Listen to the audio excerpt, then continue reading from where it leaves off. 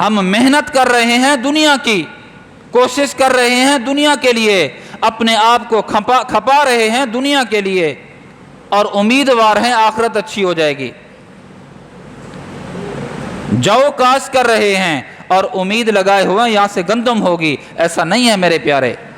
جو بوؤ گے جو ہوگا، گندم بوؤ گے گندم پیدا ہوگی۔ کوئی آدمی سیبوں کا باغ لگاتا ہے تو ان باغات میں سیب لگیں گے، آم اور امرود نہیں لگیں گے، بادام نہیں لگیں گے۔ جو آدمی بادام کا درخت لگاتا ہے وہاں سے بادام اگے گا، سیب نہیں اگے گا، اس کا پھل سیب نہیں ہوگا، بادام ہوگا۔ تو اگر ہم دنیا کے اندر رہتے ہوئے اعمال بد کرتے ہیں، گناہوں بری زندگی گزار کر ہم یہ بو رہے ہیں، گناہ بو رہے ہیں، زمین پر بھی گناہ بو رہے ہیں، فرشتوں کو بھی اپنا گواہ گناہوں پہ بنا رہے ہیں، اللہ اس کے رسول کے سامنے بھی اپنے آپ کے شرم محسوس نہیں کرتے، گناہ کر رہے ہیں، اور اس امید پہ ہیں کہ ہم جب مریں گے آخرت میں ہمارے لیے بہت بڑا اچھا اجر ہوگا۔ این خیال استو محال استو جنوں، یہ تو پاگلوں والا خیال ہے۔ عام عقل بھی اس کو سمجھ سکتی ہے، جو بوگے وہ کاشت کرو گے، جیسا کرو گے ویسا بھرو گے۔ برے اعمال کا نتیجہ برا ہے، اچھے اعمال کا نتیجہ اچھا ہے۔ برائی کرو گے برائی ملے گی، اچھائی کرو گے اچھائی ملے گی۔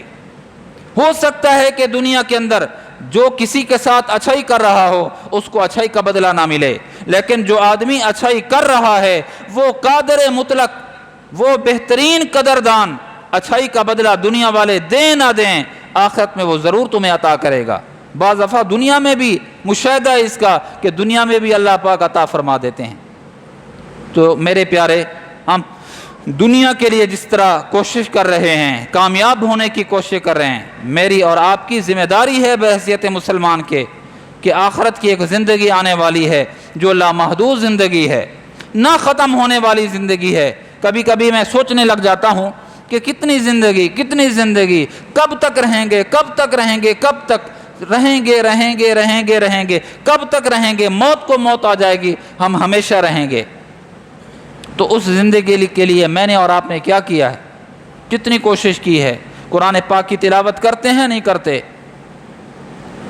جزدانوں میں پڑے ہوئے ہیں، جھالوں میں پڑے ہوئے ہیں، قرآن پاک رکھے ہوئے ہیں، جالوں پہ رکھے ہوئے قرآن پہ مکڑی نے جالا تو بن لیا ہے، لیکن میں نے اور آپ نے قرآن کو نہ ہاتھ لگایا، نہ قرآن کو پڑھا، نہ قرآن کو سینے سے لگایا، نہ قرآنی تعلیمات پہ عمل کیا۔ وہ ویسے کے ویسے پڑے ہوئے ہیں۔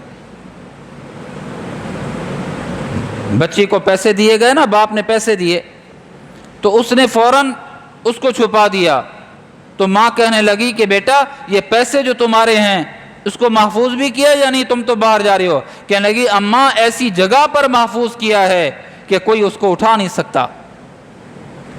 ماں کو حیرت ہوئی کہ دراز میں رکھے ہوں گے، ڈیسک میں رکھے ہوئے ہوں گے، چٹائی کے نیچے رکھے ہوئے ہوں گے، کہاں رکھے ہیں بیٹی؟ کہا اماں بے فکر ہو جائیں، جہاں رکھے ہیں وہاں پر سلامت ہے میرے پیسے، کوئی نہیں اٹھا سکتا، کسی کا اس جانب خیال ہی نہیں جائے گا۔